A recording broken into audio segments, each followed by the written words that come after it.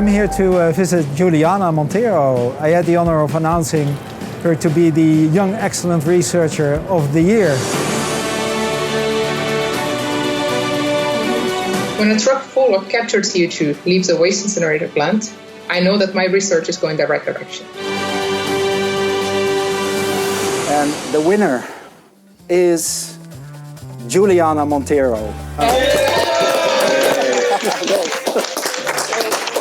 And today I can see what kind of person is behind that science and to get a peek or a glimpse of her science in the laboratory itself.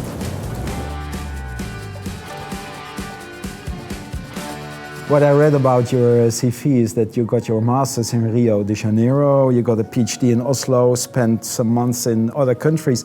So you do have a bird's eye view on various cultures in the world and also an experience with the Dutch culture. And I'm really eager to know how you experience the Dutch culture, what the differences are. Yeah, I think when I started working here in the Netherlands, it took me a while to really get used to this. But now I really think it's a really good way of working, actually. It makes things easier, that I don't have to guess what people are thinking. They will just tell me and criticize my work openly. Okay, so if you're impatient, then it's good to live in the Netherlands. Yes. If you don't have that much time also. Right, yes. Yeah. Your multidisciplinary perspective, it's obvious that it helps you, and your international background, how does that help you with your research and innovation work within TNO?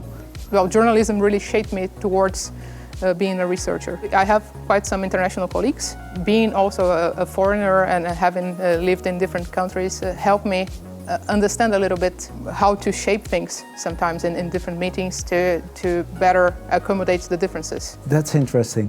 I once had an experience when I was at Utrecht University, and I visited many universities in the US and I shared my ideas.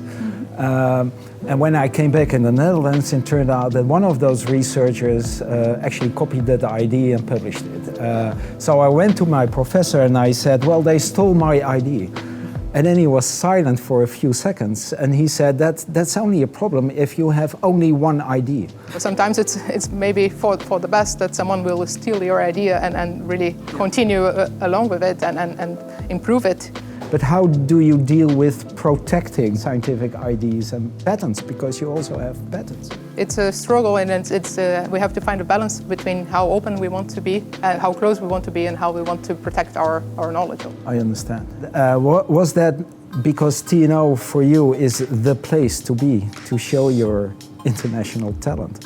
Yeah, I think there are two things about this. So it's TNO and it's the Netherlands. So it's quite a central location. It's very well connected, and this is something that TNO also reflects. So it's well connected to different research institutes. Being far from my family is the downside of having an international career. Right. It's the only thing that I can. So this is a sort of price you pay for developing your talent, to go after your ambitions. Yes. Fascinating, Juliana. I really enjoy having this opportunity to get to know you much better. But I think we are ready for another cup of coffee and a Diet Coke. So we should move.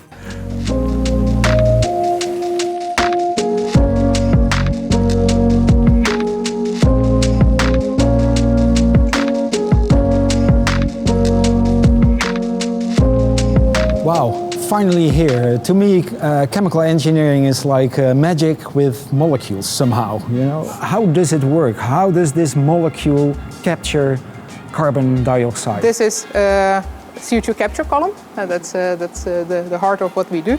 And what you see here is a solution that is going downwards this column. So it's packed with the species of plastic to make a good contact between the liquid that is going down and the gas that is coming up. So there is a gas coming up that is a mixture of air and CO2 in this case, but we can imagine that this is just coming out of a chimney from an industrial plant where we want to take the CO2 out from it. So we wash this gas with a liquid that is basic. And CO2 is an acidic gas, so basically there will be an acid-base reaction happening in here. And you can see that this liquid that we put in here is now a little bit purplish. And that's because we are using a pH indicator. So this is telling us that the pH is basic when the liquid comes in. But as it drops down and reacts with CO2, so you see some yellow areas in there that is telling us that the pH is going down. So basically the CO2 is picking up this, is being picked up by this liquid and dropping the pH down. So that's really what's going on in here. So as the gas flows upwards, less and less CO2 is present in the gas. And then we can, with these columns, when they're sized correctly, we can capture 90, 95, 99% of the CO2 from a gas stream, helping the industry to solve the problem of the climate crisis, so climate change, by helping them not emitting the CO2 to the atmosphere, but keeping the CO2 either in a product or on the ground. I get this image somehow that there are these ethanol amine molecules. Yeah. Consider them Pac-Mans. You know Yeah. the 40-year-old Yeah. computer game Pac-Man, and they are trying to eat the enemy, and the enemy is the carbon dioxide. Now the question is, of course, once it has eaten the carbon dioxide, then what happens? So what we do is then we call this a rich solution, and rich in terms of having a lot of CO2 in it. We bring this rich solution to another column, so similar to something like this, but there we actually apply heat at the bottom of the column. So there is a reboiler, and this heat will break this connection between the Pac-Man and the CO2. So the monoethanol amine will be free again, and the CO2 will then just flow as a gas through the top of this column. So we have purified CO2 coming out as from the top of this column. And the solution that is then regenerated can be used again in the absorber part, which is this one. So it's a cyclic process when it comes to the monoethanol amine. So we're actually not consuming it during the process. It's just cyclic. And then CO2 comes in together with the gas on one side and leaves as a purified gas on the other side. And the main impurity there will be water. So it's also easy to purify this. You can make food-grade CO2 out of this technology. The purified carbon dioxide will be put in a truck and brought to a location where it can be put into the ground, stored. So yeah, you can transport it by truck, but there is also other ways to transport it, and it depends a lot on which location you are and how much volume you're actually transporting. So when we're talking about transport large volumes, so you can imagine, for instance, in the Rotterdam area, where a lot of industrial activity is ongoing, you can connect this location via a pipeline to a storage location in the North Sea, for instance. What we're doing with this is we're applying this technology that was developed for the oil and gas industry to capturing CO2 from flue gases. The fact that the gases are different also require optimization regarding the molecule itself. So oxygen also reacts with the amine and degrades the amine into different products. And this is one of the main hurdles of post-combustion CO2 capture. The way we try to solve this is optimizing the solvent. It also goes in the direction of research towards other molecules that are, for instance, more stable regarding oxidative degradation. And when I say we, it means TNO, but also like the entire scientific community working with solvents for CO2 capture. And why is TNO unique to do this? One thing that we have is this really great connection with universities and industry. So from the industry side, we understand the problem and we understand which directions we have to go. TNO does a lot of piloting. We have been operating a large-scale pilot, for instance, in connection with the Maasvlakte power plant here in the Netherlands. What is it that you really want to go after? What is the holy grail that you want to achieve as a researcher? For me, it's about being able to bring the solutions to the market, really seeing this technology applied and these plants being built. It's not necessarily the TNO solutions. There are also, we work with companies who develop solvents.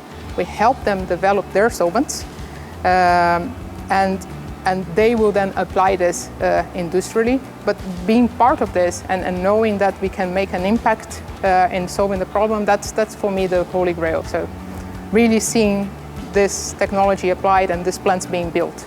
And on the other side of the lab, we have also a mobile CO2 capture pilot that we can use for this, and I can show it to you.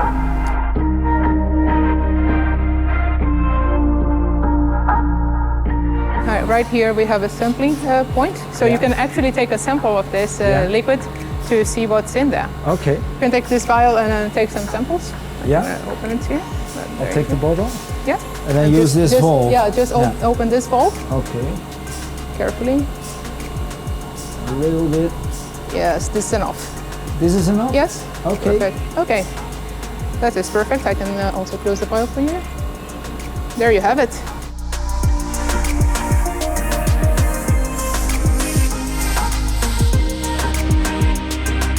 That we took the sample, we are in the analytical lab, and we can have this analyzed to know exactly how much monoethanolamine and CO2 is in this sample. Right. So this is called an ATR FTIR. What do we do with this knowledge? This is very important for us to understand how the solvent that we're working with in the small-scale setup is interacting with the gas, and we can use these learnings from the small-scale setup to actually analyze and scale up a process in industrial scale. Her talent and creativity are so tangible. I really felt it, and I'm so proud that she has chosen for TNO as an organization. Well, in the old days, an organization, even TNO, thought it would be an honor to have the opportunity to work for TNO, but nowadays it's the other way around. It's an honor that talent wants to work with TNO and for TNO.